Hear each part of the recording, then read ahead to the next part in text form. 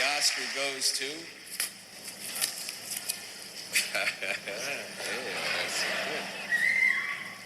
Driving Miss Daisy, Richard Zanuck, Welcome back to The Better Half. I'm Bradley J. Halverson, and here with me, she knows a thing or two about Driving Miss Bradley. It's Carly Corio. Hi, Carly. Hi, Bradley. I was watching and I was like, I wonder if this is how Bradley feels with me. Yeah, would you like to explain to the listeners? So Brad and I met 10 years ago. Mm-hmm. We were in our early 20s, and Bradley had just gotten his license like right before we met. Yep. So Brad, especially moving to a new state and just now getting a car. Bradley does not like driving. Did not like driving 10 years ago. Has never really liked driving. Yep. I will say in the past decade, you've taken it upon yourself just with your life. You do travel, you know, to see your family, and you do go on road trips and stuff. Mm-hmm. But you and I, when we go on road trips, I usually do most, if not completely all of the driving. Yeah. So, and that's just because you just don't like to drive, and that's fine. I at least sit up in the passenger seat. You know, I don't sit in the back, you Yeah. know, and make you my full chauffeur. And you're a lot nicer to me Yeah. than Daisy is to Hogue, so. You would have heard me say this in the course of our friendship, but I think any relationship can really be tested by going on a road trip. I just think like there are so many little things that can pop up that can really be like, and it just proves to me that you and I, like, we're in it for the long term because we can survive a 14-hour drive where you do all the driving. Yeah. And you're still my friend somehow. So, I mean, we met in July, and then we drove from Manhattan, Kansas to Indianapolis. Yeah. Well, that was probably like 10 hours. Yeah. And that was early March of the next year. So, and we did really well. So I think, and we've gone on many road trips. We've traveled a lot of places via car. Yeah. So yeah, I agree. We've never not enjoyed or been okay with each other's company. I'll speak for myself, but I know that you've said it multiple times too. But yeah. And now I think we're at the point in our lives where we just like to fly. We'll just fly ourselves. Yeah. Yeah. It's just not worth driving anymore. Yeah. If I'm alone in the car, it's fine. But I think I get extra nervous when there's other people in the car who can judge how I drive. Yeah, it's not my favorite activity. If you haven't been able to tell yet, we're here today to talk about Driving Miss Daisy, released in 1989, directed by Bruce Beresford. It won Best Picture at the 62nd Academy Awards, which took place on March 26, 1990. Driving Miss Daisy is a film about an elderly Jewish woman and her African-American chauffeur who slowly form a close friendship, overcoming prejudice and differences over time. Wow. Love.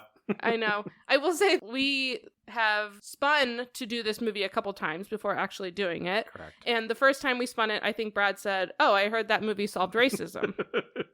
Very, very jokingly so. I had never heard any context of it. So, okay. But as you see the movie, yeah, it definitely has themes of prejudice. And I think it's this movie spans from like the 40s to the 60s. Yeah. It's like a 20-year Yeah. journey that we're on. And I'll say, like, I've never seen the movie.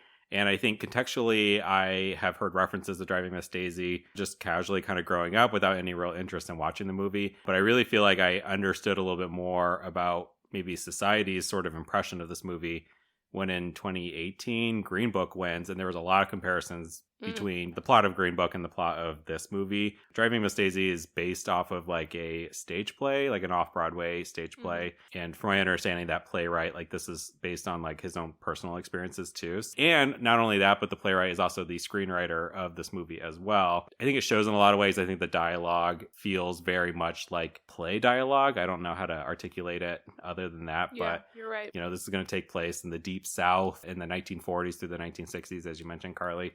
So it's a lot of very like accents and, you know, regional sort of language that feels very much like you're watching a stage play. And, you know, not super eager to watch this one. Yeah. And I do wonder if my experiences of watching the movie were kind of influenced by, the fact that I know people are critical of the plot and wondering, you know, oh, maybe this doesn't age super well. But it's a Best Picture winner, so therefore it was celebrated at the time that it came out. But yeah, Morgan Freeman's here. Miss Daisy's played by Jessica Tandy, who I'm not super familiar with. And aside from them, we're going to see Dan Aykroyd, you know, SNL fame.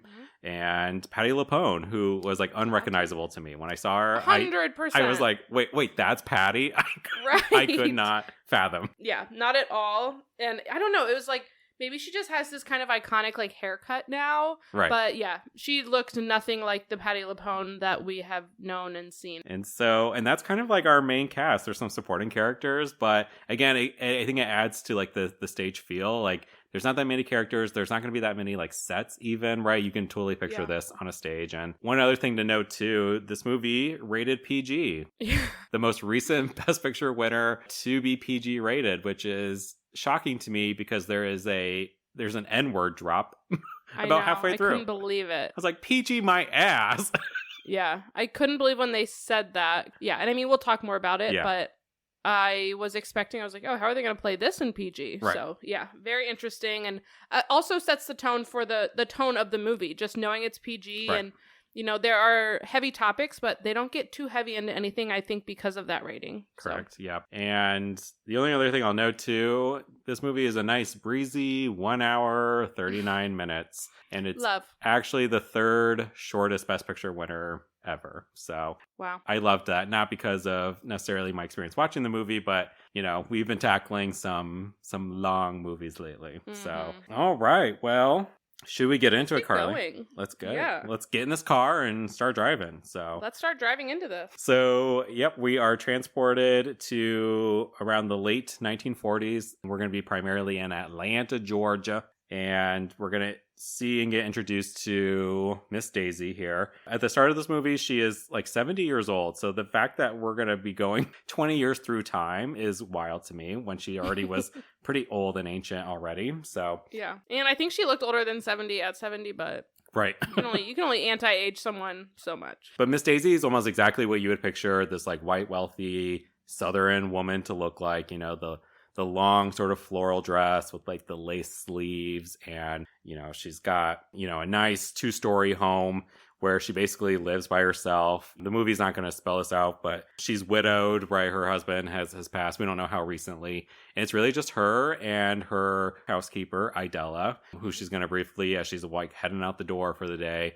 you know, is going to be like, bye, Idella. And she's going to say, yes'm. Yes'm. Yes'm. Miss Daisy gets into her car and starts to reverse. And she Tokyo drifts a little too hard because she crashes her car. Like up a hill. Yeah, like... it was weird. Her house is like at a higher elevation than her neighbors. And as she's reversing, she like goes over this like embankment and like the car starts tilting and she manages to get out before the car fully tilts and lands into the neighbor's yard. A wild 2-minute start to this movie. Yeah. And it's like basically cut to like, okay, like a tow truck's here, like pulling it out of the neighbor's yard. There's a bunch of nosy neighbors around or whatever. And Miss Daisy's like in her kitchen, like nonplussed by the whole thing. And this is where we're going to get introduced to Dan Aykroyd's character, her son, Bully. Bully. I was like, is Bully short for something? I can't imagine what. No, I know, not at all. This is Dan Aykroyd. I would say his character is probably like in his 40s. Yeah, like a very good son, though. Yes, very yeah. Good son. Yeah, he comes into the house after dealing with like the tow truck people and, you know, everyone else, and basically tells Daisy like, hey, Ma, like you just cost the insurance company like $2,000 from doing this. Like nobody's going to issue you a premium after this. Right. And she was like, it wasn't me. It was the car's fault. And he was like, cars don't behave. They are behaved upon. And she's like, no, that's not true. It's not true at all. Nope. And she won't even really like entertain this conversation. You know, she's very quick to be like, oh, I'm a victim. Like, are you just going to continue to berate me like this and treat me like this, your own mother kind of deal? And yeah, Bully here is just trying to do the best that he can. This is the reality situation. Like, basically, you can't drive anymore. Right. He's basically like, okay, you call the insurance company and tell them that you're going to get a new car. And she's like, meow. And he's really like, you know, I'm going to help you out, Ma. Like, I'm going to be here for you. And she's so done with this conversation that she just starts singing to like cut him off. It's fine. He's out the door anyways. He's got to head off to his very important business. He runs a printing company here in Atlanta, Georgia. So his business will be very important to Bully. So that's kind of the setup here. You know, we're going to get kind of a montage of Miss Daisy. Like she's going to be on the phone with the taxi cab company. And she's like, what do you mean I had to call 2 hours in advance? And go fuck yourself. I wrote, Daisy needs Uber. Like this is exactly what Uber is. And she wishes she could have. Yeah. That's kind of the impression you get of Daisy here, of like, she isn't somebody who wants to be taken care of. Like, she wants to take care of herself. Like, there is like this like independent spirit about her, but she's very like stubborn, and she doesn't really willfully accept help, even if it does come from her own son, you know, like her own family. She's very eager to reject it. Even when she's on the phone with the taxi cab, or she hangs up on the taxi cab company, Idella from the other room is like, just call Booley. Like, he'll help you. He'll send someone out to drive you. And she's like, nope. Yeah. We're gonna then see like, you know, her sitting down with her gal pals playing mahjong tiles. Yeah, she like basically she wanted to go to her friends to play mahjong, but she's like, no, that's okay. They'll have to come to me. So then you see her making calls, and then you see all her friends over at her house, and yeah, they're playing mahjong. Yeah, Carly, did you pick up on any of the rules that would help you? You have a mahjong set. No. So what's hard? So for context, this past Christmas, my sister got me mahjong tiles because we had been talking, like it's coming around, everybody's doing it. What's hard is you need 4 people to play, basically. And I really only have like Brad and my sister, 2 sisters, and we're all never in the same room together. So like, there's just no way I can play it, but I would love to learn. And there's lots of people are playing right now. So interesting. I only viewed mahjong really as like almost like a matching game kind of deal, but it, like the computer version. Yes, yeah, but it looks a little bit more sophisticated than that, possibly. Yeah. But yeah, she's got her gal pals. They're named like Beulah, Miriam, and other Southern names. And we're gonna get quickly introduced to Patti LuPone's character, who is Florine. And again, I did not recognize her, so when I first saw this scene, and it's a quick scene, but I did not register that was Patti LuPone. Basically, Florine is Booley's wife. And we find out really quickly that Miss Daisy, not a fan of Florine. Not a Florine gal. And the setup of the scene is interesting, where like Booley and Florine are like on the landing of a stairwell, kind of looking up, and Miss Daisy's at the top of the steps. And basically Florine and Booley, they're dressed up. They look like they're auditioning for Oklahoma. And Florine's like, oh, isn't Booley so cute? I picked out this outfit for him. And Miss Daisy's like, bitch, you better be joking. But she's like, that's not the word I'd use, was her actual line. Just some good cutting remarks from Daisy, which I appreciate. Yeah. I think the root of the disdain between Daisy and Florine is like, Florine is like Episcopalian, and I think it's like a faith-based differences. Yeah, but they never really clarified on that. No, like, yeah. She just makes cutting remarks at Florine the whole movie. And Florine has such a small role in the movie. But yeah, like I would have loved to know a little more about that, but... No, it's definitely like a running joke throughout the whole film. Yeah. I also can see on like a stage play, you know, like just that like ongoing comedic antics of like this silly Florine that comes out and Daisy can't stand her, and just these cutting remarks. Like, it's so stagey. Yeah, and I'll say too, Patti LuPone, very underserved in this movie. Like, yeah, her character could have been bigger. And not just because she's Patti LuPone. Right, yeah. But Florine, unfortunately, not a huge focal point of the movie, so... Yeah. And we're going to follow Booley. We're going to go visit his printing company. It's a very like dilapidated, rundown sort of factory looking place. And he's having a bit of a crisis at work because a guy is literally stuck in an elevator. And so they're like him, all the workers, and like Booley like is like, have you tried like unplugging it and plugging it back in? And plugging it back in again. They're all just outside like yelling all these silly things to try. And this is where here's our girl. Here's Morgan Freeman. Here's our girl. It's funny, he like comes in and he's like, hey, try this. And I'm like, already, like, it's just like the most Morgan Freeman thing to do, like playing God once again, just coming in, the voice of reason. So it's interesting, as one of his earlier like big roles, that he already was kind of typecast as this like just knowledgeable guy. Yeah, you're right. I feel like that is just a Morgan Freeman staple. Like, he always plays like competent, knowledgeable, jack of all trades. Yeah, just somebody. Yeah, exactly. So he literally just saunters in, doesn't even work here, and fixes the elevator problem.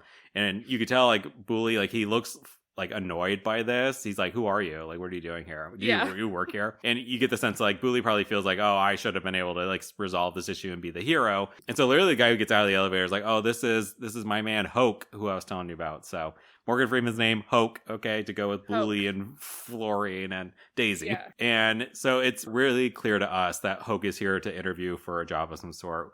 You know, we never saw, Booley put anything on Craigslist or anything like that, but they start doing this like walk and talking, right, where Hoke is like, oh, thank you so much for this opportunity. Like, you get the sense he's a little bit maybe down on his luck. He looks about maybe 50s, 60s, and doesn't seem to find work easily. Very good with, like, I would say, like, the flattery, like the complimentary sort of style, like, not in a skeevy or, really manipulative way, but I think he knows what to say to people to appease them and to, like, curry favor with them so that he could land this job. And so they get up to Booley's office, and Booley sits down and he's like, look, here's the job.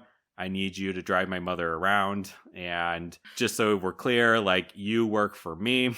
You work for me. She cannot fire you. She will be mean to you. She will tear you down. She will say the meanest, rudest things to you. Yeah. She will lay curses on you. And Hoke is like, okay, a little weird, but I really need a job, so happy to do it. And so this is how, our other main character sort of enters the story here. And it's interesting because, like, he's a chauffeur, but he has to, like, basically be at Daisy's house the entire day and then, like, leaves at 5 o'clock. Almost like he's like, so I thought that was interesting. I guess the same is true of Idella too. Probably shows up in the morning and then, like, leaves in the evening and stuff. But I also think it was probably, and we'll learn, like, right now in the movie, like, Daisy really doesn't want this, so I feel like it was probably just a nature of, like, Hoke not knowing what to do, where to go. So he's probably like, all right. And he's like, I'll stay here until you need me. Right. So, maybe just because she was so against, like, even establishing a schedule or a plan, like, it just kind of became what he did. He's like, all right, I'm just going to sit here and wait. And that's what we see him doing for this, like, small montage. He just sits and waits, and we see Daisy walk back and forth. Well, and I think, like, for him, it's like he's getting paid either way, right? So, and I think he'll call that out at some point. Like, I think he genuinely wants to help, but at the end of the day, if she's kind of refusing him, like, she's not actually his employer. Her son is. Yeah. So he's getting paid either way. They show him, like, dusting off, like, a chandelier, and she's like, what are you doing? Do not do that. And he's like, I'm trying to find something to do. So she's just against the whole idea of having more help at all. Yeah. And so, the first sort of introduction doesn't go well. We're going to see, like, Booley, he's going to bring Hoke to Daisy's home, and Booley's going to go up the stairs and have this conversation, which I thought was interesting with Daisy, where, she knows Hoke is there. She knows why Hoke is there, and she absolutely wants nothing to do with him. Doesn't need him, whatever. She's going to rely on the trolley and public transportation to, like, get her around places or whatever. And Booley's like, come on, Ma, like, give him a chance. Like, this is for your benefit. This is so that you can just do the things that you can do. And Daisy's really quick to be like, well, I grew up on 4th Side Street, and, we didn't have a penny to our name. We couldn't even afford them growing up. He's like, afford them?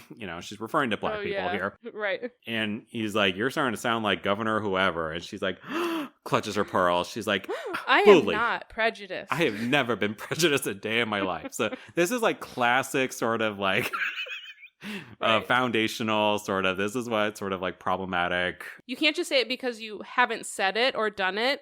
It's also about the actions that you don't do or you don't take. Yeah, and there's an inability to sort of look inward and reflect on your own actions. Like, she's very quick to say, like, I'm not prejudiced, like, I'm exempt from this. Yeah. And then you're right, this kind of segues into, like, this montage of time passing where literally she's going to chastise Hoke for talking to Idella, for dusting the chandelier, for helping her with her gardening, like, no matter what he does and trying to keep himself just, like, occupied or entertained while he just sits around all day. She's around every quarter being like, why are you looking at those photos? Why are you doing this? Don't talk to her. And he's like, okay. And to your point, Carly, like, Hoke does say, stay patient this whole way through. Like, he doesn't really, like, fight back. He's like, okie dokie. Yeah. But I think by nature, he is just kind of even keeled sort of guy. So, and this is all eventually going to lead to a point where it's like Daisy, Hoke, and Idella are all at the house, and Idella's saying, like, hey, we need X, Y, and Z. Like, we're out of various supplies around the house or whatever. And so Daisy's like, all right, I'm going to get myself to the Piggly Wiggly then. I'm going to take the trolley.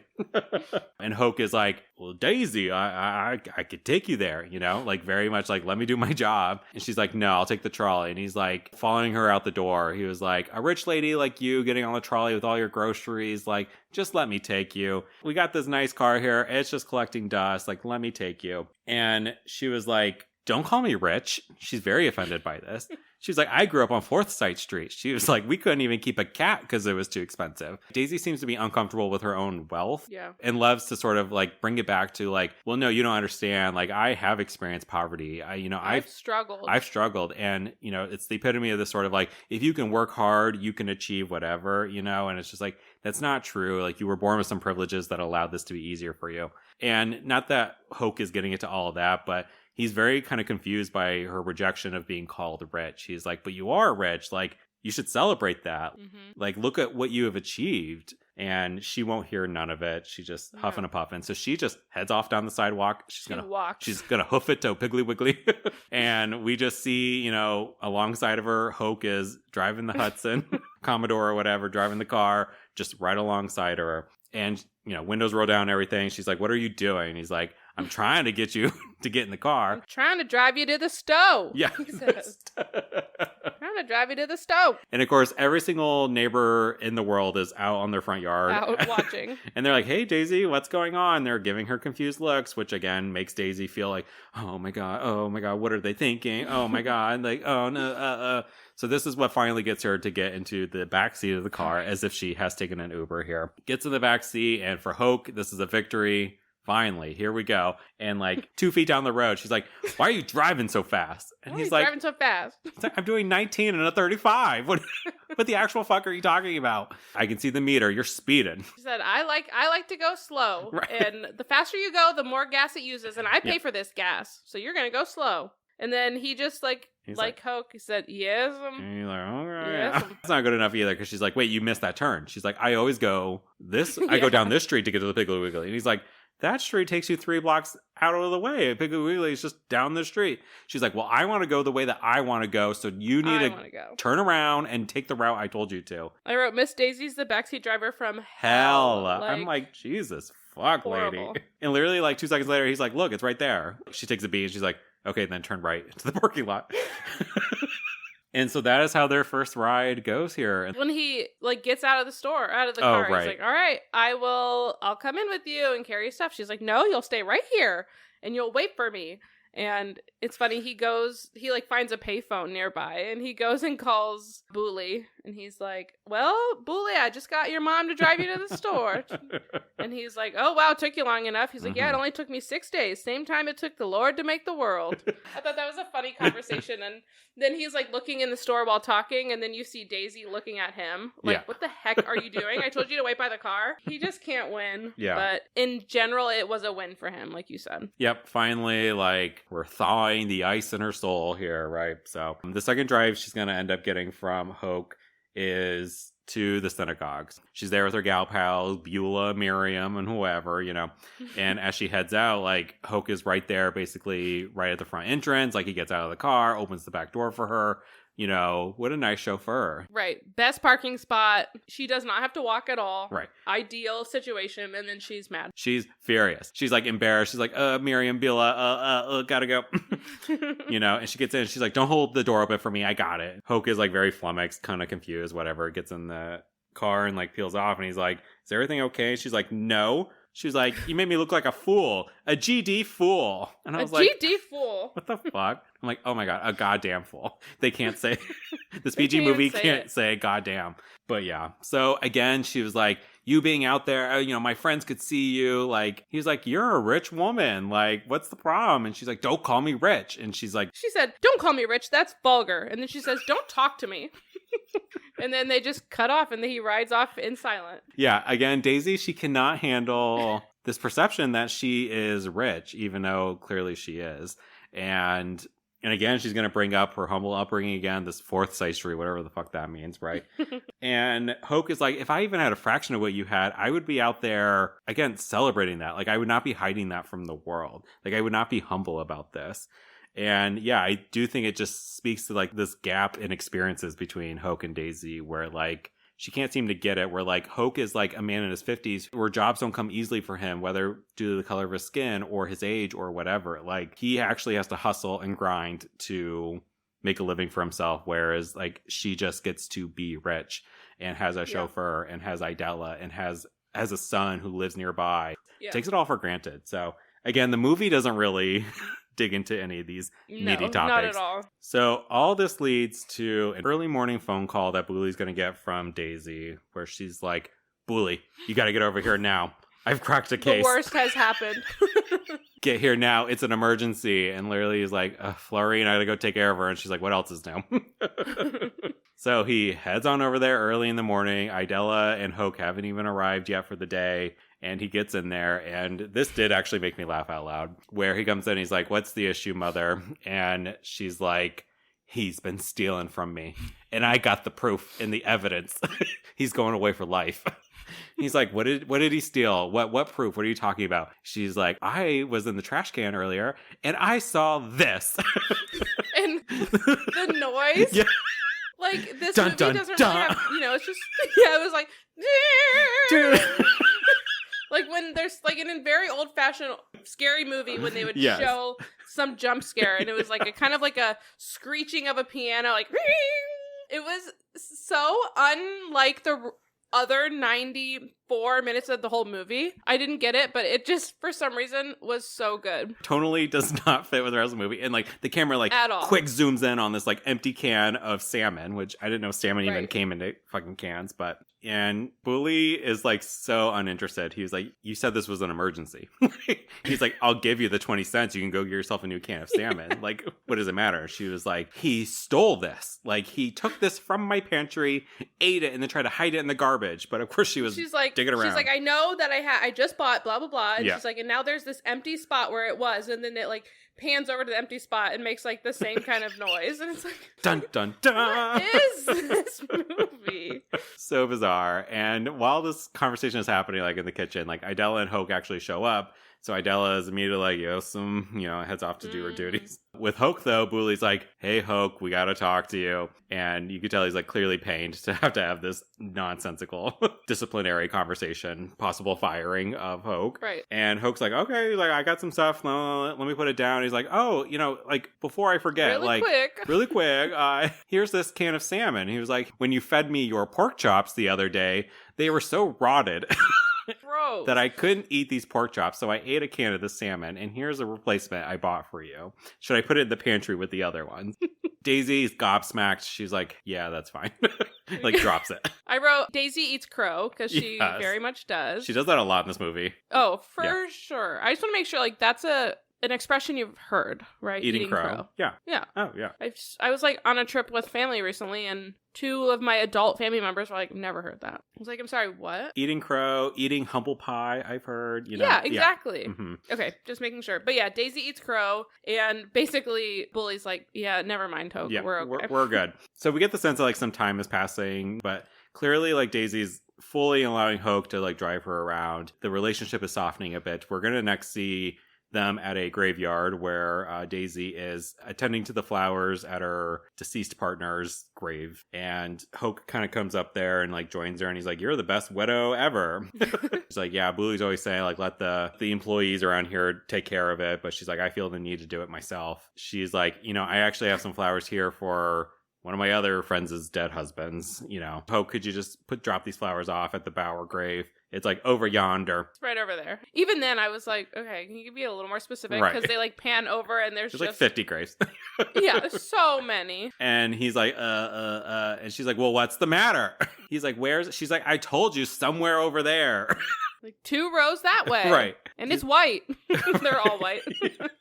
And it says Bower. Can't you read? And he's like, no, I can't, bitch. That's just it, ma'am. I can't. She's like, what do you mean? He's like, I can't read. She's like, I see you looking at a newspaper all the time. He's like, that's just it. I'm just looking at the newspaper. He's That's just it. I'd just be looking. I wrote that down. I thought that was so funny. You know your letters, right? He's like, oh yeah, yes'm. Yeah, I know my letters. Yes. She's like, well, then you can read. And she stands up, and I wrote this down. She was like, I've taught... I wrote this down too. That is so funny. I have taught the stupidest children that God put on the face of this earth, and I can teach you to read. You said, and even they could learn to read enough to find a name on a headstone. Yeah. Caught me by surprise. Again, one of these really great cutting remarks from Daisy. And that also reveals that she used to be a teacher, So it is a nice little scene here where she's, the name they're looking for is Bower. So she kind of very elementary school, walks him through the sounds of the B and the ending of the R, which allows him to find the gravestone, and Hoke is really appreciative of this whole thing. Like, Yeah. it's not like a belittling thing. It's a nice moment where, again, the friendship is starting to blossom a little bit here. And we're already like 1 hour, and there's only like 30 minutes left in the movie at this point, which is crazy. That is how it felt. Right, yeah. So we are going to get like our first big time jump here to like 1953, and it's like Christmas time, all this holiday decor. So, Florine goes big for Christmas, apparently. Hoke driving Daisy on the way to Booley and Florine's house. And again, she just has all this like just cutting remarks about Florine. Hilarious. All the Christmas lights, and again, like she's Jewish, right? And like Booley is Jewish. And so just all the Christmas decor, like Daisy just treats it all with such a disdain. She's like, why there got to be all these Santas and all these lights? And it's just a total Scrooge about the whole thing. She says a couple of things about Florian that I wrote down. The first one is, I hope she doesn't take it into her head tonight to sing. Yeah. And which is so funny because it's Patti LuPone. Right. And like, I don't know if like at the time people knew that or who she was or like if that was part of the gimmick of the line. But I thought that was so funny. She was like, oh, and that nose. She's like, if I had a nose like Florian, I wouldn't go around saying Merry Christmas to anybody. And this is the whole ride to Florian's house. The whole ride. And Hoke's just in the front. Yeah, they're two besties, cracks like each other up. talking shit. Like this is the way people bond. It's through the hatred Yeah, of another you're right. person, And they arrive at the front door, and like Florian and Booley, come out there to greet them, and they're, Florian's like, Merry Christmas, and Booley's like, yeah, Mom, Merry Christmas. Again, she's Jewish. And they're like, oh, God. And before they fully get in the house, she's like, Hoke, I have this thing for you. And she gives them this like little like writing tool pamphlet thing, something to help them like write. But she's quick to be like, it's not a gift. Like, don't make this a thing. It's not a Hallmark I don't movie. give Christmas gifts because don't make it a Hallmark movie. Yeah, she's like, I don't give Christmas gifts because I'm Jewish. And he's like, right, you're Jewish. Right, right. Yeah. Sometime later after that, we're going to find out that Hoke has actually like bought the Hudson Commodore, the vehicle, with his own money. It was like being traded in for the newer model or whatever was going on. But Hoke decided to go ahead and actually buy this car and continue to chauffeur Daisy. And at this point, I think what we're supposed to take away is like there's almost a sentimentality to the vehicle, and it's a symbol of their friendship and their relationship that's growing. And like Hoke is starting to care about this relationship. It's like more than just some cranky old woman that he drives around. He knows like she likes the car, she's gotten used to it, so he buys it. And very sweet, Cutie. very sentimental, yes. And they're preparing for a big trip. Like I said, every relationship can be tested by a road trip here. And Daisy's uncle is turning like 110. He's retiring. Stop. He's like retiring, I think. But he also could have been 110 years old.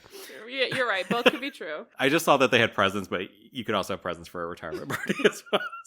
Kudos to Carly. She was listening. And this uncle like lives in Mobile, Alabama, right? So they're preparing for a road trip, and Hoke is going to arrive. Daisy's going to chastise him. I thought this was also maybe a little Carly and Bradley coded.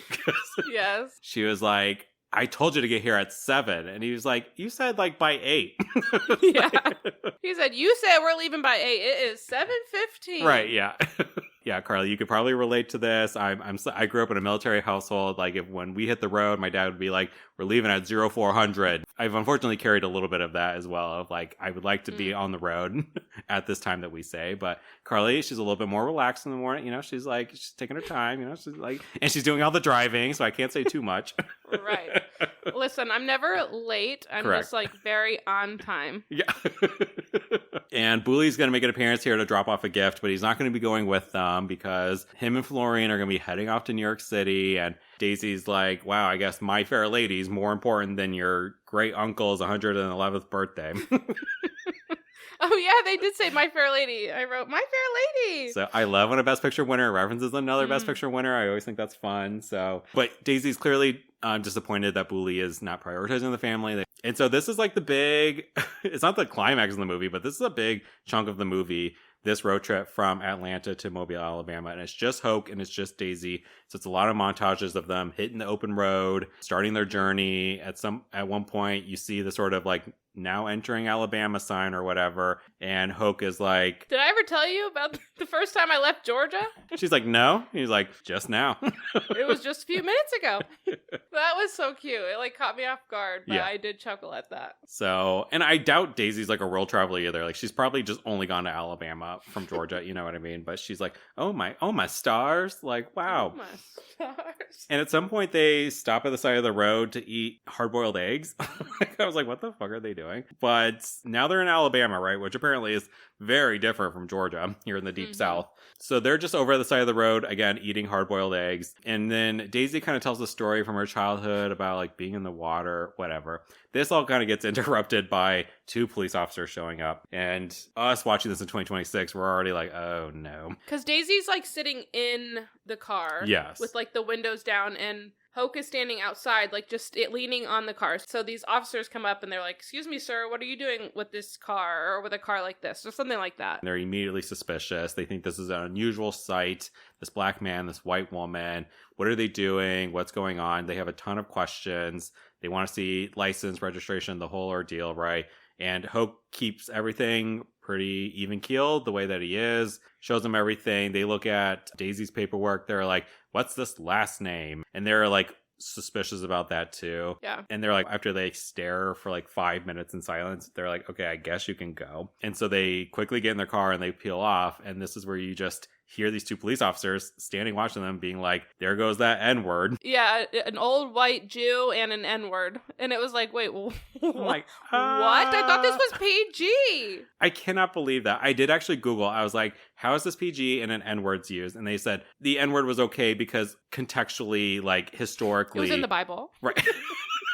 That's what they would have said at the time. And so that's allowed. So like crazy. Yeah. I'm glad it didn't escalate further because I mean, again, it's like you got white police officers, it's Alabama, deep south, all that stuff. Like we are now primed to be on the edge of our seats a little bit about this encounter. You know exactly what's going to happen when you see these officers walking up, Yeah. especially because you know like the tone, the themes of the movie. And I'm like, how are they going to make this PG? You know, Right, yeah. like I don't know. I just feel like any kind of hint of violence or is not in a PG movie anymore. So Yeah. I was like, oh, how are they going to do this? And then I still don't think they did it, but apparently at the time they did. So Yeah, wild stuff. And we're going to get back to the road trip. Daisy's going to chastise Hoke for missing a turn. It's starting to get dark. We're going to see them at a gas station. Then they're going to be driving at night. Daisy's like, oh my God, they're going to make me lobster. They know is my favorite of all the seafood or whatever. Thought it was canned salmon, bitch, but whatever. And Hoke is like, hey, I'm sorry, but we're going to have to pull over again because I got to make water. I got to make water. She was like, why didn't you go at the gas station? And he's like, they wouldn't allow colored people to use the public restrooms there. And he's kind of getting testy at this point, you know? I mean, we've all been at the point where we have to pee so bad. And obviously he has to pee pretty bad because he's saying it. But yeah, and she's like giving it back, and he's like, you know, I can't use the bathroom at the gas station, Miss Daisy. And she's like, she has the audacity to say, well, keep going, hold it, and keep going. And he literally stops the car, and she's like, what are you doing? And he looks back, and to your point, because I think road trips really test you. And at this point, he's been dealing with other sort of racial things all day today that might have also been testing his patience. But he was like, hey, I might be your chauffeur, but I am a human being. Like, I am a grown man. Like, and I have to go use the bathroom. So I'm going to go out there. When she says no, he for like a beat is like, okay. And he just kind of, tries. He's like, yeah, he like tries for like a millisecond. He's like, no, you know what? No, I'm pulling over. And then that's when this happens. And he's like, yeah, I do drive you around, but I am a human being. Yeah. And it really goops and gags Miss Daisy. She's just kind of eating crow, bitch. Eat crow. So, you know, they make it to the party, and we're going to get a couple of shots of her at the party, this retirement/birthday party. And which interesting, like no Hoke though, you know what I mean? Like he does all the driving and he's not even allowed to attend this party. Like they show him at like one point like sticking his head out of like the kitchen with all the other like servants and maids and stuff. But yeah, he's not really in there. Right. So again, like the movie really doesn't dive into these things, and I really wish it had, because Daisy, you know, she talks so much, she says so many damn things that she's not even aware of just how prejudiced she can be. Hoke will gently challenge her, but never directly confront her. And the movie also, I think, does the same thing, where it just kind of like gently challenges these notions, these much more serious, larger themes, but they don't directly confront it ever. We never see a moment where like she's reflecting on like, you're right, you are a human being who should be able to go use the bathroom. And it's actually effed up that you couldn't use the bathrooms in the gas station. Or I was wrong, and I'm sorry I didn't think about your feelings. We get none of that, which is fine if that's true to the character, right? But, you know, it kind of leaves you wanting more, right? Because this whole movie is predicated, like, whether or not you like this movie or think it's a good movie, it all rests on the relationship between Hoke and Daisy. We have to be invested in this relationship for us to like this movie. And so I think it's curious that some of these things couldn't be explored further in their dynamic. Yeah. So then we're gonna get another time jump. We're gonna head off to the early 1960s. We're gonna see Booley's printing has gone from that small little rundown factory to now a big old office building, big old factory. He's got some money. Lots of it. And, you know, he's becoming a big old businessman here in Atlanta, Georgia. And we're going to see Hoke arriving there, navigating through the offices, getting to Booley's office. And he's going to tell him, like, hey, this, like, random woman, I think a former employer of his from Canton, Ohio. We got a Canton, Ohio shout out. He said, the one that talks funny? Oh, she's from Canton, Ohio. I said, what? What do you mean? It's the heart of America. And he tells her, like, oh, like, she kind of wants me to come work for her again. And she told me, like, name my salary. And Booley's like, oh, I see what's going on here. He's like, okay, Hoke, name your salary. And I mean, we're in the 1960s, like 10, maybe 15 years has passed since Hoke became employed by Booley. You know, who knows if he got any raises during this time, but good on Hoke for coming in and basically, whether the story was true or not, where he was actually leveraging another offer to earn higher pay. It does say one thing, like Hoke wants to stay here. He wants to continue to chauffeur Miss Daisy around. I think that's a reflection of their relationship at this point. Also advocating for himself and getting more money, which he knows Booley is good for. Yeah. And so Booley's like, all right, then I see what you're doing. Name your salary. You got it. So a victory for Hoke here. And we're going to cut back to Daisy's house. And it's funny. It's like Idella and Hoke are in the kitchen staring at a little tiny TV. That's how you know we're in the 60s now. We got televisions, baby. And Daisy walks in chastising them. How can you watch that small little thing? You're gonna rot your brain. I'm like, people still say that to this day. She won't know how true that is in just a moment, but oh my God. And like Idella, she's like multitasking here. She's like putting some peas in a bowl. I don't know. Yeah, she's shucking peas. She's like opening pea pods. Oh, okay. I've never seen them before. And Daisy comes in and she's like, hey, Hoke, do you mind coming to help cut this cake? And he's like, sure. And then she's like, okay, Idella, you stay here and don't spill the peas. And Idella says, do I ever? And like looks at her like, oh, Daisy, get out of here. And then they cut away and then they cut back and there's just a bunch of spilled peas on the ground. Yeah. And you just see poor Idella's limp hand just hanging. I know. Yeah. Hope comes back in and he's like, what do you think about that, Idella? Whatever he says, like mid-sentence. And then, it's this dramatic shot of the peas, the bowl of peas falling to the ground. And we don't even see her face. She's dead. So it's a Best Picture winner. You have to kill a woman. We have to kill a woman. And unfortunately, the Best Picture gods have struck Idella here in the kitchen. You're in the kitchen with the peas. Don't even know why. Like, obviously, like, Idella was already a woman of a certain age at the start of the movie. I couldn't tell you 60s, 70s or whatever. So again, we're moving through time. I'm already like, wait, I'm like doing the math in my head. I'm like, Daisy's already got to be like hitting 90 here. We're in the early 60s. I was like, how the fuck is she still alive? And like the makeup process, they're all, like, you could tell, like, they're all being aged up. Yeah, we just kind of cut to this like all black church with a choir singing, and it's like Idella's service. And should be noted that the only white people at the very back of the service are Booley, Florine, and Daisy. Probably the first time they've ever been the only white people in a room. But again, the movie isn't gonna dive into that at all. Talk through that experience. No. And so, we don't even know why Idella just have an aneurysm. Was she just old? I don't know. Was it the peas? I mean, that's good enough for me to never eat them. Brad, please with the peas. She's not even cold yet. Okay. Next, we're going to see sometime later, Hoke is driving Daisy to the synagogue, but they're stuck in traffic. There's a line of cars. So Hoke kind of gets out, apparently talks to a police officer. And as he gets back into the car, Daisy's like, what is all this fuss about? She's like, I need to get to the temple. I need to get my seat up front. Right. He's like, you ain't getting no temple today. There's no seats. Because somebody bombed the place. And Daisy's like, huh? And he's like, that's what the police told me. Somebody bombed the place. She's like, who would do something like that? It's a temple. It's a synagogue. It's a place of worship for Jewish people. And he's like, yeah, I think that's kind of the point. I think this was That's like, why. and she was like, no, that can't be it.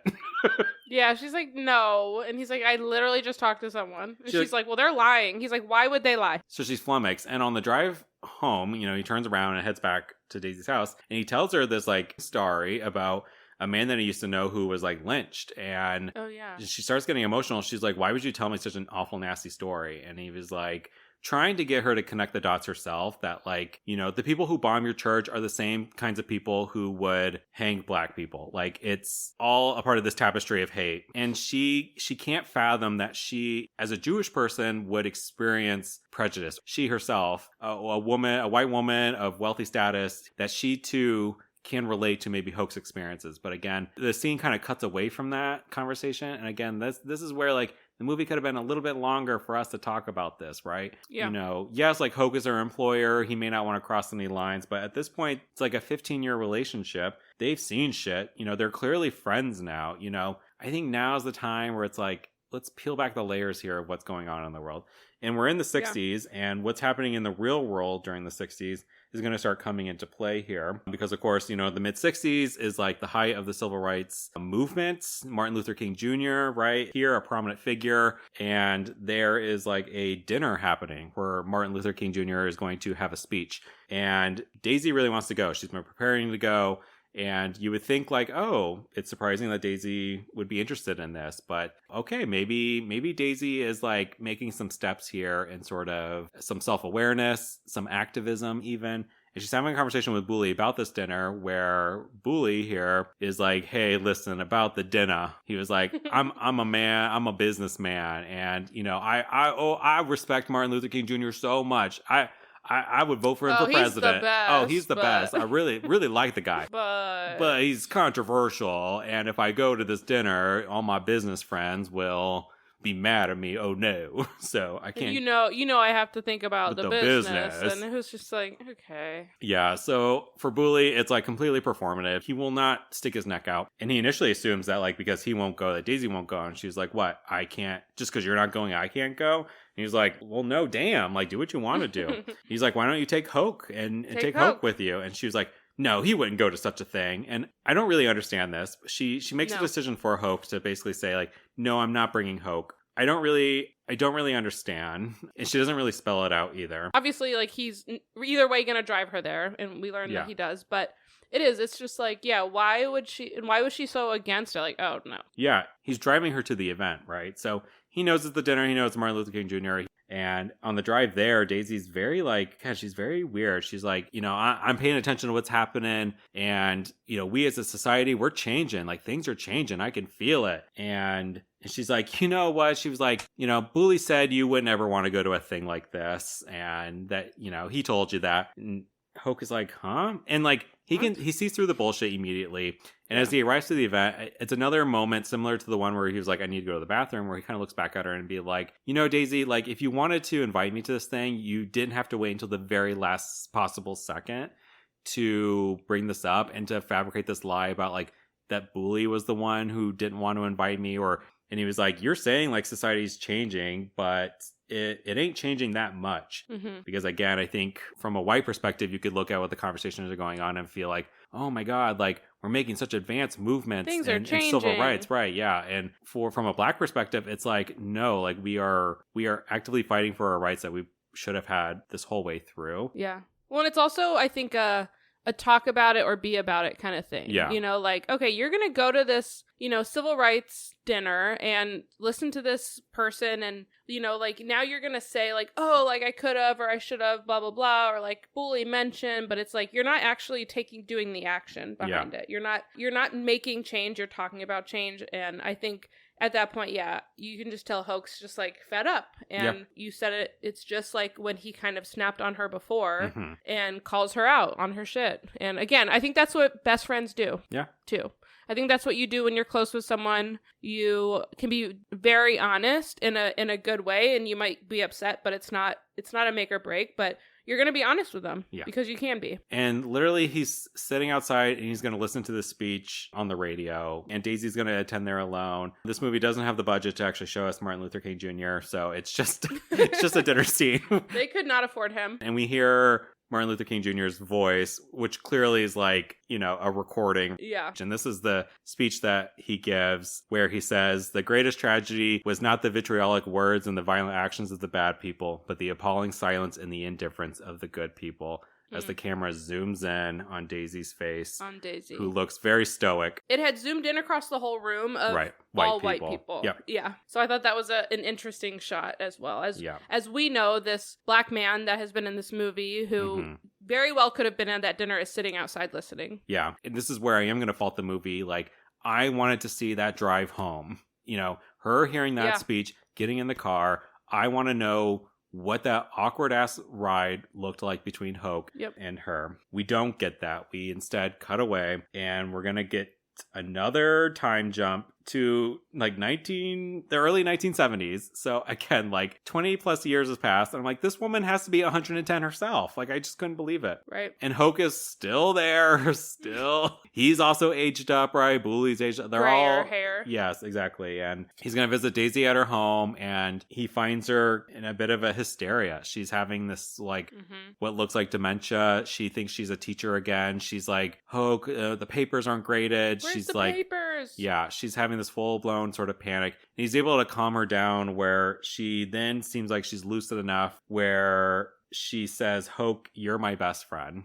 And it's a sweet moment between the two of them. And with like 5 minutes left in the movie, it's going to be like 1973, but Booley has made the decision to move Daisy into a retirement home. We also get the sense that like Booley, he's not around to take care of his mother. And I did think that was like an honest reflection of what it must feel like to grow up, and you're kind of suddenly more alone than ever. Hoke and Booley come to this retirement home, and it's like Thanksgiving time. And at first I thought she was like completely out of it. Like they're all like, hey, Daisy, hey, Ma, like, how are you? Like, how's it going? And she doesn't really respond to any of them, just kind of takes her little walker over to the table and sits down, and they both kind of sit down on either side of her. But this is where, like, if you find out, like, Daisy is a little bit more lucid, because Booley's like, hey, Ma, like, Florine says to wish you a happy Thanksgiving. She's in Washington. She's, a Republican National Committee woman now. And Daisy just says, good God. Good God. I was like, yes, Daisy, she still got it. Still there. There she is. And so Booley kind of walks away, and it's just Hoke and Daisy here. And he's like, Daisy, you haven't finished your pie. And he very sweetly like feeds her some of this pumpkin pie. It's very reminiscent of the English Patient when she shoved the plums into his mouth, and he was like, hum, nom, nom, nom, nom. It's not reminiscent of that one bit for our listeners. Hum, nom, nom, nom, nom, she said. No, I'm ruining the sweet moment of that. Well, really quick, it was interesting that Hoke did not drive himself to the nursing home. Yeah, this is good. His granddaughter drove him. So you see him being driven there. And then he and Booley kind of talk a little bit before they get to be with Daisy. And he's like, oh, like something about driving. And he's like, oh, I don't drive anymore. And my granddaughter drove me here and blah, blah, blah. So he talked a lot about, he like mentions how all of the cars he had gotten rid of and all those things. So I thought that was kind of a nice wrap up of that, and even just showing him being driven to, this place is kind of like a good wrap up on Hoke as well. Yeah, it goes to show that this relationship was beyond, even when Hoke stopped being an employee for them, this relationship still persisted, right? He's still visiting her at the retirement home, even though he's not her chauffeur anymore. His eyesight's going, he can't even drive himself anymore, but yet he's still with her. Somehow she's still alive after this entire movie, and is there to have this sweet moment where he helps her again, to finish the pie, and he's still there for her. And as she said, he is her best friend. So yeah, and they just kind of chuckle, and it is really cute at the end. Someday I hope I'm feeding you pie in a nursing home. Feed me buffalo chicken dip. Damn. And that's the movie. On that sound effects, that's the end of Driving Miss Daisy. We did it. We did it. It was a very short and sweet movie. Let's just get into it. I mean, like, if you took out some of the heavier themes, the anti-Semitism, the racism, the prejudice of it all, and this was just the story of sort of an unlucky duo who become lifelong friends. Like, I think certainly I'm trying to sort of articulate why I think this movie won. And I think if you just look at it through the lens of like, oh, this is like a really sweet friendship, and you follow it from its icy beginnings to its really warm endings, I can see how this can tug on the heartstrings of the viewers watching this in the late 1980s. I think it's interesting because I'm somebody who, did not watch this movie in the real time, wasn't born yet. Now watching this through a lens of somebody alive in the year 2026, and you just can't ignore the heavier themes, the things that this movie sort of dipped its toe in, but never really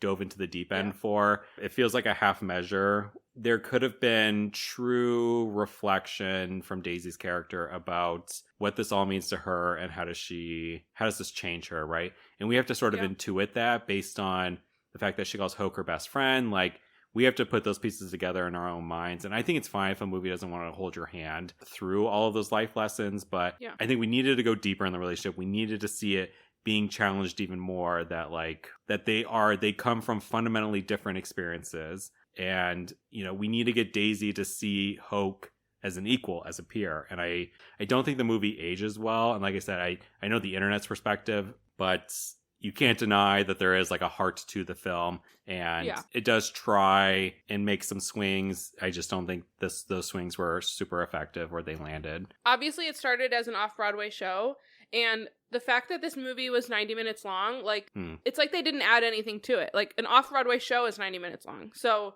whoever, I know you said wrote the script, is the same person who wrote the play, correct? Yeah, so like, could he not have taken this opportunity?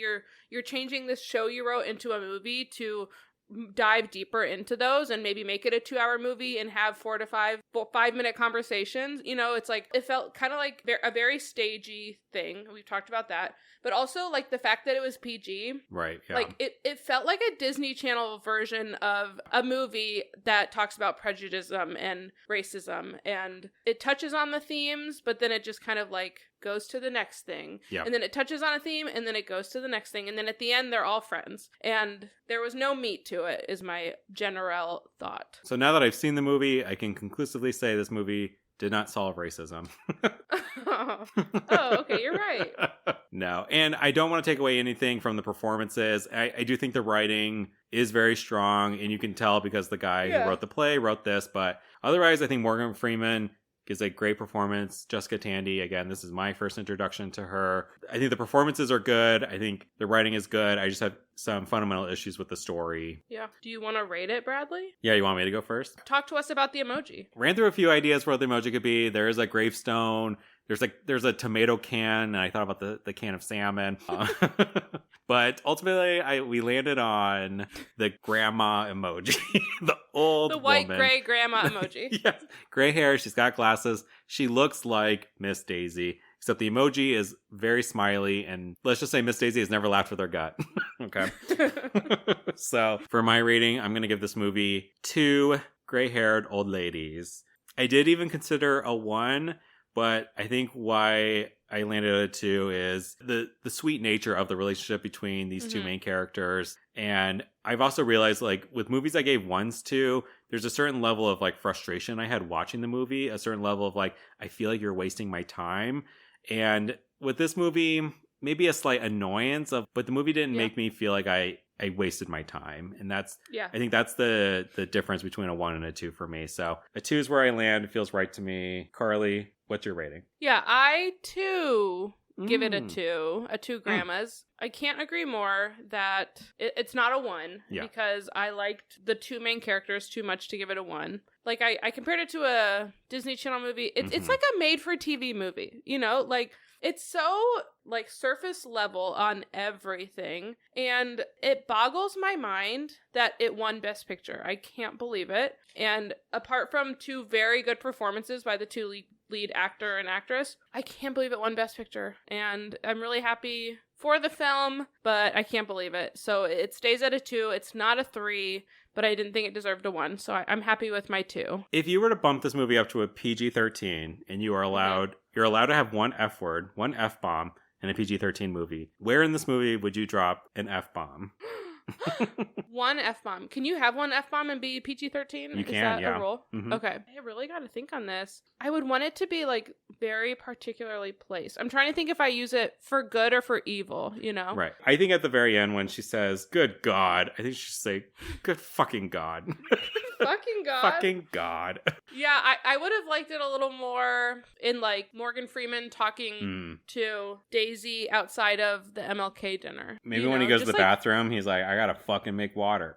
You know I can't fucking use those. You yeah, know? you're right. Yeah. Like, I just would have liked like his anger to like really stun Daisy. You're right. And that's good. And this like trope of this like kind, like, you know, black man taking care of this white woman. Like, I would have liked to seen him just totally go off on her and be like, you can't take advantage of me like this. So yeah, I think that's where I would have liked it. Yeah. But okay, fine. Yeah, that was a fun game. We'll never be able to play it again because every other movie, every other Best Picture winner will probably just have. uses the F word. We'll see about our next Best Picture winner. Let's see if they ever use the F word. I don't know. Carly, is this movie for the girls? I don't know. I mean, like, no. I mean, it's like if we had a little more mahjong with the girlies, but no, I don't think it was made for the girls. It's just not. I think it was made for TV, and I'll stand by that. What about you? Yeah, I have to agree with you. There's nothing inherently gay about this. They don't even say the G word. You know, they could never. GD. Yeah, GD. So yeah, this is a pretty clear thumbs down. The one thing I will say about this movie is like we wanted it to be longer, but like I'm also like proud that they just made it 90 minutes. Like you know, I feel like so many times we're like, this didn't need to be a 3-hour movie. Like I don't think it needed to be 2.5 hours. I don't even think it needed to be 2 hours. Like add 3 4-minute conversations in there, bump it up to 100 minutes, and it could have been good. So I do appreciate that this movie kept it short and sweet because Me too. That's all it needed. Part of my 2 rating, I forgot to say, is because it is also like a 90-minute movie. Like I just don't think it had any business being nominated for Best Picture. Well, before we rank it, let's have you guess the Rotten Tomato score because you can't see it on my notebook this time. Your notebook's not right in front of me. I thought about this today. I think they probably liked this like more than they should have. So I'm going to say 80. Okay. You have the first digit correct. It's in the 80s. This movie got an 85. Wow. Which does put it sort of in the lower half. We've talked about I would say about 2/3 of the Best Picture winners are in that 90%. Higher than Terms of Endearment. Yeah, I wanted to bring that up because I do see this movie reminded me of Terms of Endearment. Terms of Endearment also came out in the early 80s, the same decade. But also gives made-for-TV Lifetime movie. Yes, exactly. There's like the piano music score. I hated this music in Driving Miss Daisy, but because it feels very after school special. Like I didn't like it. But yeah, I did think about Terms of Endearment a lot because that also featured a bit of a family drama of a matriarch who was not very matronly. But I think Terms of Endearment is a better, more interesting film than Driving Miss Daisy. And so for Terms of Endearment having 81, it just doesn't feel right to me. And so with that, let's rank this bad boy. Yeah. Okay, I think I know where I want it. Do you want me to go first or do you want... I'll go first. Okay. All right, I'm looking at D tier. Okay. And I think we'll keep recapping these tiers for our listeners, but in D tier, we have All the King's Men, followed by Going My Way, followed by GG, followed by Wings. And where I think this movie lands is between All the King's Men and Going My Way. Oh. I specifically struggled with whether or not it should be higher than Going My Way and GG, or should it go beneath Going My Way GG. I think I put it higher than those other movies because it has actors that I'm familiar with. Its runtime is shorter. And I guess I could care more about this relationship than I care about the church stuff and Going My Way. And Gigi's a musical, so that already kind of puts it in a certain place in my mind. But so yeah, I'm kind of thinking second spot in D tier. But what are you thinking, Carly? I just think that Cavalcade is criminally low on our ranking at the top of F tier. I don't. So I think that is always like getting in the way of where I think things should go when they're low down. Because I'm like, no. So you want to put it below Cavalcade? You want to put it in F tier? I think it deserves to go around Cavalcade because I think I liked them similarly. But as a team, we put it where the team thinks it should go. So you were thinking what, bottom of D tier or top of F tier, or? I was between the two, but I did like it more than Wings. I agree. I almost think though, like Now that I'm thinking, if we're going to put it in D Mhm. tier, I kind of like it above All the King's Men, but I know you liked All the King's Men more than I did. I did. So I could put it below All the King's Men. My thing with All the King's Men is I really like the story. I don't think it was a great film, I think, like from a technical standpoint. Mm-hmm. But I think the story is sort of timeless, still has relevance today. And I mean, Driving Miss Daisy as well, because we still deal with prejudice, unfortunately, in today's time as well. But I don't think this movie does a good job fostering those conversations. But so, yeah, I think that's why I'm sort of like either, above or below. Then let's put it below. That's fine. Let's put it below All the King's Men. Are you sure? I'll give in. Yeah. Okay. all these movies at the bottom are, I think because they're D and F movies, the two of us have to find what we like from them. Yeah, we and really have to like split. They split differ. hairs. Yeah. So what we do actually like from them are so different. So I think we just need to. So I'm comfortable putting it there for now. Now, you said Cavalcade is criminally low. Do you desire on some level seeing Cavalcade at the bottom of D tier? Like, do you wish it wasn't lumped in with the likes of Around the World and that circus movie? That circus movie. No, I think it's fine. I think there were things about Cavalcade. And maybe one thing is too, I really like our Cavalcade episode. I actually listened to it like recently and we had fun. So It's I think good, that might be more jading my thoughts too. But Mm. no, I'm fine with it. I like Okay. where it is. I think our thoughts when I watched it, I was just looking. That one was we did that one a long time ago, so I feel Mhm. comfortable with it. All right. Well, there's not much about the director here, Bruce Beresford. He is a 2-time Academy Award nominee, not winner. He did receive a nomination for Adapted Screenplay for another film and did get a Best Director nomination also for another film, a movie we've talked about, Tender Mercies, but you might be like, wait, he didn't get Best Director for Driving Miss Daisy? And that Yeah. is correct. Driving Miss Daisy is a part of this short list of Best Picture winners where the director was not even a nominee. Wow, not even nominated? Not even Wow. nominated. So it joins films such as Wings, Grand Hotel, Argo, Green Book, interestingly, and most recently Coda as Best Picture winners where their directors, and Coda was by a woman too, Of course. where they weren't even nominated. Interesting that Green Book would also be in that list as well. And that's actually all that I have about Bruce. Again, very kind of unremarkable life. He was being interviewed at, around this time of the Academy Awards, and they were like, aren't you upset that you didn't get nominated? And he even admits himself, he was like, no, it makes sense that I wasn't nominated. He was like, this movie wasn't great directed.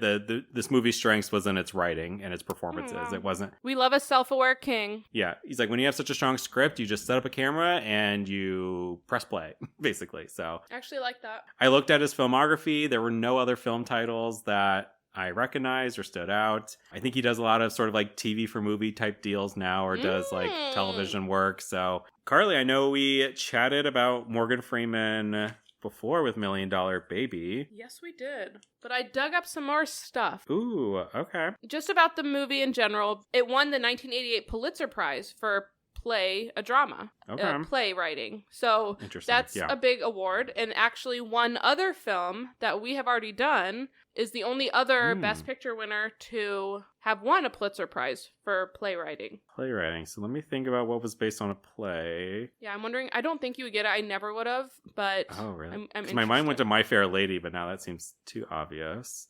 I'm going to run through the whole by memory. Let's see. You guys, you can't take it with you? you? Guys can go to the bathroom if you want. It is. How did you do that? I hate you. Bing, Yes, bing, bing, you bing. can't take it with you. So this is one of two. The other one being you can't take it with Okay. you. Again, the gods have, already knocked out both of those early on in our experience. Thanks, gods. Like, it could have very well have been like, oh, and this other movie we'll talk about someday called You Can't Take It With You, but we already talked about it. Done. This is the only Best Picture winner that was started off as an off-Broadway play. From what I read, it's basically just like the play, the movie is. So, I fully believe which it. I believe word for word it may be. Morgan Freeman, 3 in a row of Warner Brothers films that won Best Picture he was in. Or it started with this one, and then Unforgiven in 92, and then $1 Million Baby in 04. So, Okay. and all Warner Brothers all had Morgan Freeman starring in it. So, pretty cool. That makes sense. Yeah. Yeah. He must have just been on contract with like the way that Judy Garland was tied to MGM. I think you just kind of get. I think nowadays you kind of see like, oh, like these actresses or actors are in one HBO show, suddenly they're in every HBO show. Like you get a sense that like they're like almost like contracted or more likely to be in a certain sort of streaming deal, like a big Warner Brothers guy. He's also the only black male to appear in 3 Best Picture winners. I mean, I believe it's still true because I kind of went through the last like 10 to 15, but that's interesting to me. Yeah, that's nuts. But hey, if it were to happen to anyone, Morgan Freeman is your guy. Like he's 100%. He's a friend of the pod. Like he's that good. Yeah. Well, and there's actually like some quotes out there, and I don't know how true they are, but somebody said like he at one point said that he regrets doing this movie because it really typecast him moving forward. And like he was always this, and we said it ourselves, he's like this knowledgeable like voice of reason, and we all know now, like you hear Morgan Freeman's voice and you're like, oh my god, that's Morgan Freeman, and we all talk about his voice and how he's just like this godly voice. So it might have very well started, but this was his first big role in a big movie that was well received and well known. So you wonder if it kind of typecast him in a way as just like this knowledgeable, good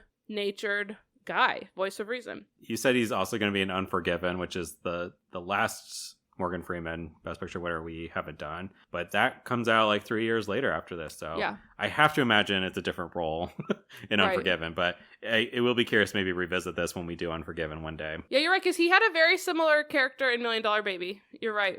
So I believe there's truth to it, but I would love to see a clip and see really what he said and how they've spun it. So Jessica Tandy, like there's a lot about her, but nothing like big specific. She just was in a lot of stuff, mostly theater. This was her like big breakout role in movies, and she was like 80 or like in her late 70s when she did this movie. So she's one of 17 actresses with the Triple Crown of acting. We have won a competitive Academy Award, Emmy, and a Tony. So she's only one of 17 actresses. Okay, Jessica. That's like pretty decent, small company, but elite. Another thing that was interesting is she's one of only 12 Best Actress winners who won for a role in a Best Picture winner. So I just think 12 is very low, I would think if you are in a Best Picture, then you did an outstanding job in your role and you have a good chance of winning Best Actress. What it makes me think is there's just not enough leading ladies in these big movies,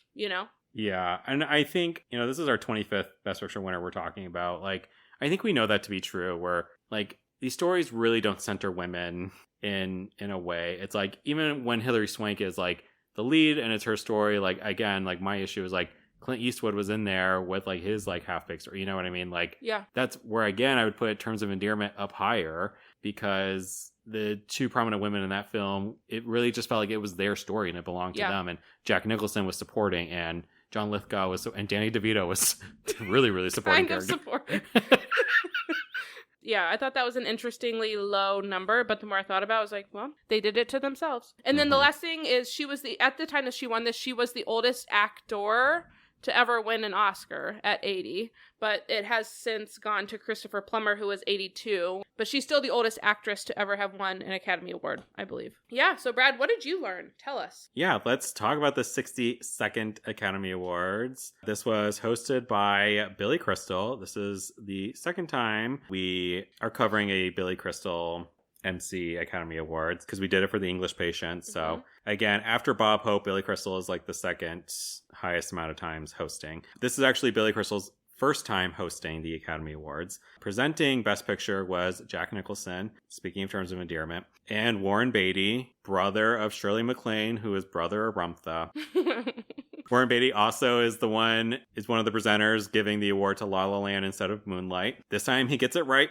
Let's talk about this lesser half. There's a couple of movies here that you'll know the titles of. You know these movies. Born on the 4th of July, starring Tom Cruise. We've actually mentioned this movie already because this is directed by Oliver Stone, who directed Platoon. And we talked about in the Platoon episode, although it's been a while, that Oliver Stone kind of made like a trilogy about the Vietnam War. Oh, right. The movies aren't connected to each other, just only in the subject matter. But Born on the 4th of July is the second one. Born on the 4th of July had 8 nominations, the second highest of the night. Takes home 2 wins. Oliver Stone does win Best Director here. And the film also wins wins in film editing. The next movie is Dead Poets Society. Whoa. She's here. When you said I would know some of these movies, I said, am I going to be pissed off? Because this movie won over some movies I know, but okay. Okay, keep going. Yeah, it's interesting that Driving Miss Daisy wins over Dead Poets Society, because I feel like Dead Poets Society is in the zeitgeist. It's like it's in the pop culture still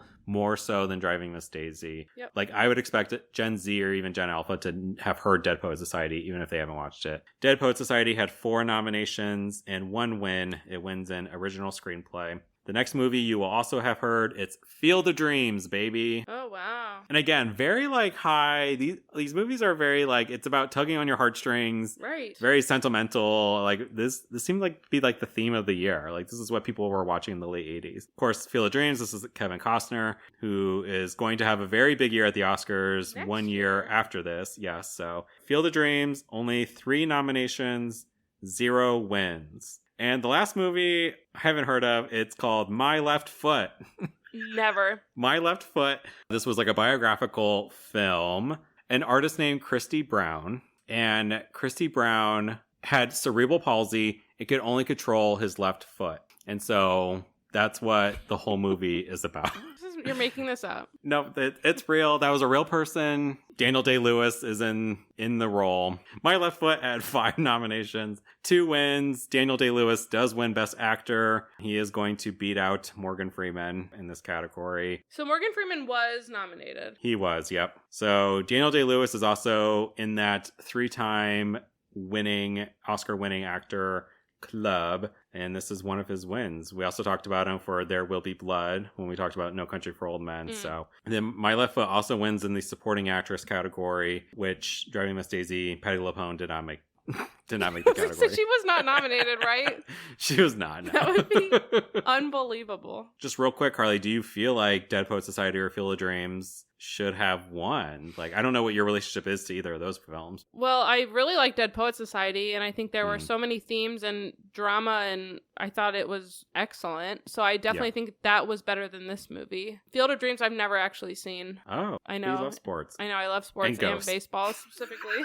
And ghosts, right, and dreams. So no, I've never seen it, but from what I've heard, it's a great movie. I'm blown away that this movie won over Dead Poets Society, and me too. It may make me never trust the Oscars again. I don't get it. Well, Driving Miss Daisy came into the evening with 9 nominations, the most of any film at this Academy Awards. It's going to take home 4 wins, which is also the most wins for a single film at this Academy Awards. So, of course, it wins in Best Picture. Jessica Tandy does win Best Actress for her role as Daisy. This wins an adapted screenplay, and it wins in makeup, which confused me.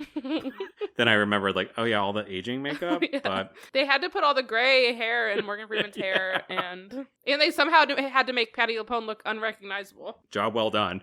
So it loses in Best Actor. Morgan Freeman does not win. It also loses in Supporting Actor. Dan Aykroyd also does not win, but is nominated. It loses in Art Direction, Costuming, and in Editing. Otherwise, there was not much going on at this Academy Awards. I think I would have been very bored watching this one. Yeah. The only things I note down was that Diana Ross performed Over the Rainbow. I guess this was like the 50th anniversary of The Wizard of Oz, which I'm like, God, in 1989, that movie is already 50 years old. So that's crazy that we're already creeping up on The Wizard of Oz being in the public domain. This Academy Awards received a 57% on Rotten Tomatoes. From all the people that watched it? This is actually a marked improvement from the year previous that got a 12%. So, oh my God. Apparently the 61st Academy Awards was very hated. So bringing in Billy Crystal, there was an intentional effort to make this like an enjoyable entertainment experience. It still received lukewarm reception, as all Academy Awards do. But can't wait to hear about what a stinker the one before this was, and who hosted, and why they're terrible. I know, me too. Put a pin in that. We'll get there. Put a pin in that. But like, what are we gonna get to next, Brad? Yes,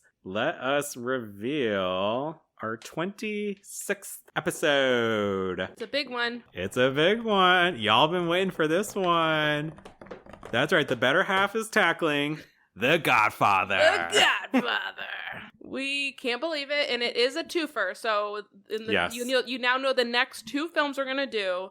We always said we're gonna do them together. We're gonna do them back to back. Yep, back to back. These 2 separate episodes still, but yeah, we're gonna do The Godfather followed by The Godfather Part 2. Your July is going to just be nothing, just a month-long Godfather celebration. So rewatch them now. I know they're both yeah, very long movies, so yeah. we had a short and sweet one, but tackle them now, watch them now, and we'll can't wait to talk about them with you. So join us next time as we talk about what's arguably called one of the greatest films of all time. We'll be the judge of that. We'll be the judge of that.